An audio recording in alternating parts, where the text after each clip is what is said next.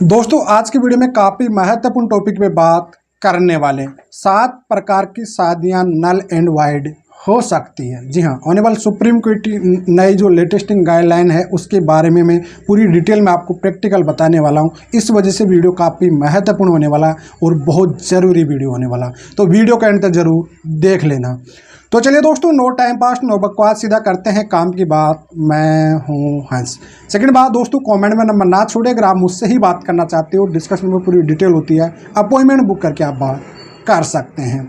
देखिए दोस्तों, सबसे पहले ऑनरेबल सुप्रीम कोर्ट ने section 12 null and void Hindu marriage act 1955 की धारा 12 में क्लियरली मेंशन किया गया है दोस्तों, अगर कोई भी शादी फ्रॉड करके, चीटिंग करके या फिर कुछ चीज़ें छुपा करके, ठीक है, कहीं चीज़ें ऐसे ग्राउंड के आधार पे जो कि शादी में आपको बिना तलाक लिए आपकी शादी को सुनने घोषित कर दिया जाता है। तो आज की वीडियो में 7 ऐसी शादियाँ बताने वाला हूँ जिसमें आप बिना तलाक के अपनी शादी को नल एंड वाइड करा सकते हो। तो दोस्तों सबसे पहले मैं आपको बता देता हूँ, अगर मान लीजिए कोई भी सेक्स करने में सक्षम नहीं है, पति हो चाहे वो पत्नी हो, जी हाँ, आफ्टर मैरिज फिजिकल करने में सक्षम नहीं है या फिर करवाने में इंटरेस्टेड नहीं है, तो ऐसी कंडीशन में आप अपनी शादी को 1 साल के अंदर अंदर नल एंड वाइड सेक्शन 12 के तहत ख़त्म करा सकते हो। मतलब मान लीजिए कि एक पार्टनर है, हस्बैंड फिजिकल करना चाहता है लेकिन पत्नी फिजिकल कराना नहीं चाह रही है, तो ऐसी कंडीशन में हस्बैंड इस शादी को नल एंड वाइड करा सकता है। उसी प्रकार से अगर पत्नी फिजिकल की चाहती है लेकिन पति उसमें इंटरेस्ट नहीं लेता है, तो ऐसी कंडीशन में पत्नी उसको नल एंड वाइड करा सकती है। दूसरी होती है दोस्तों कि अगर मान लीजिए कोई भी अगर आपको आपके जो नेचुरल प्राइवेट पार्ट होते हैं उसमें किसी भी प्रकार की चेंजिंग कराई गई है, जी हाँ, किसी भी प्रकार की चेंजिंग की गई है कि फिजिकल मान लीजिए कि वो पूरी तरह से संतुष्ट, मतलब पूरी तरह से परफेक्ट नहीं था कोई भी, और उसमें कोई भी अगर कृत्रिम टाइप से कोई भी चेंजिंग की गई है, तो इस टाइप से भी अगर आपको बाद में पता पड़ता है तो इसके आधार पर भी आप उसको नल एंड वाइड करा सकते हैं। जी हाँ।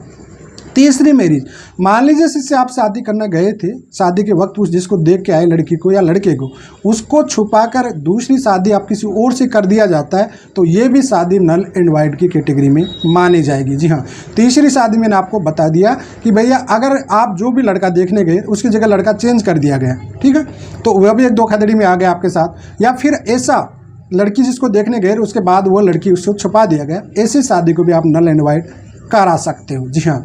और चौथी शादी आपको मैं बताता हूँ जिसको पागलपन के दौरे आते हो। जी हाँ, ऐसी बीमारी से ग्रसित है जिसको शादी से पहले पागलपन के दौरे आते हो, चाहे वो पति हो चाहे वो पत्नी हो, जो कि ना इलाज बीमारी भी हो सकती है या कुछ ऐसी बीमारी जो बहुत बड़ी बीमारी थी जिसको छुपाया गया है, तो ऐसी सिचुएशन में भी आप नल एंड वाइड 1 साल के अंदर करा सकते हो। जी हाँ। और 5वीं शादी दोस्तों मैं आपको और बता देता हूँ, 5वीं शादी, अगर आप बिना तलाक के किसी भी महिला को या पुरुष या हस्बैंड या वाइफ छुपा कर दूसरी शादी करते हैं, तो दूसरे पार्टनर के जिसके साथ पहले तलाक नहीं हुआ उसके साथ दूसरी शादी कर रहा है, तो उसको भी आप नल एंड वाइड करा सकते हैं। जी हाँ, मतलब कुल मिलाकर पति और पत्नी पति पहले से शादीशुदा था लेकिन किसी दूसरी महिला के साथ उसने शादी किया, क्योंकि पहली पत्नी के बारे में बताया नहीं और दूसरी शादी कर लिया, तो ऐसी कंडीशन दूसरी पत्नी को पता पड़ता है कि ऑलरेडी से शादीशुदा है, इसका तलाक नहीं हुआ, तो ऐसी कंडीशन में दूसरी महिला उससे नल एंड वाइड करा सकती है। और ऐसे पति को सबक सिखाकर 420 में और 495 में और 376 के अंदर भी करा सकती है। जी हाँ, उसी प्रकार से कोई पत्नी ऐसा करती है बाय चांस कि उसका डाइवोर्स नहीं हुआ और किसी दूसरे पर्सन से शादी कर लेती है, और उसके बाद शादी के बाद उस लड़की को पता पड़ता है कि ये ऑलरेडी से शादीशुदा थी, तो ऐसे में नल एंड वाइड शादी हो जाएगी, मतलब वो लीगली तौर पे मानी नहीं जाएगी।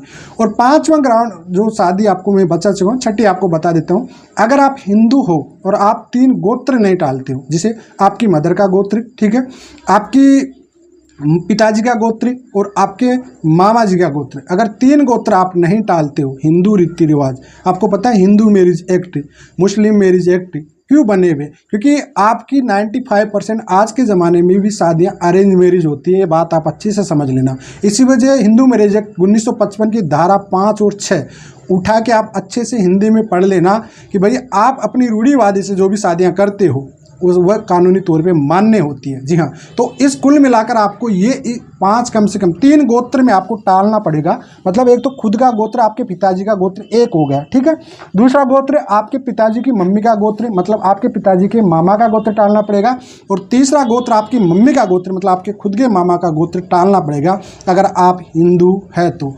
मैक्सिमम कहीं जगह 4 टाले जाते हैं, अपनी नानी का भी गोत्र टाला जाता है, लेकिन कानूनी तौर पे आप 3 गोत्र में अगर शादी करते हो तो ये नल एंड वाइड मानी जाएगी। जी हाँ दोस्तों, ये 6 प्रकार की शादियां आपकी शादी नल एंड वाइड मानी जाती है दोस्तों। और 7वीं शादी जो कि आपकी शादी बिल्कुल ही फिजिकल नहीं बन रहा है, जी हाँ, दोनों परफेक्ट है कपल, हस्बैंड वाइफ, लेकिन इंटरेस्टेड है ही नहीं बिल्कुल ही, शादी के बाद उनके बीच में किसी भी प्रकार का नल रिलेशनशिप नहीं बना, फिजिकल रिलेशनशिप, तो उसी शादियों को पूरी तरह से वे नल एंड वाइड करा सकते हैं। जी हाँ, तो इस प्रकार की शादियाँ जो कि आपने की है या आपके साथ इस तरह की है, तो ये शादियाँ को आप बिना तलाक के नल एंड वाइड भी करा सकते हो। ऐसी शादियों में आपको डाइवोर्स की ज़रूरत नहीं पड़ेगी। जी हाँ, लेकिन इसमें टाइम लिमिट 1 साल की होती है, ये बात आप अच्छे से समझ लेना। जी हाँ, शादी के बाद आपको 1 साल के अंदर अंदर ये सब करना आपको पड़ेगा।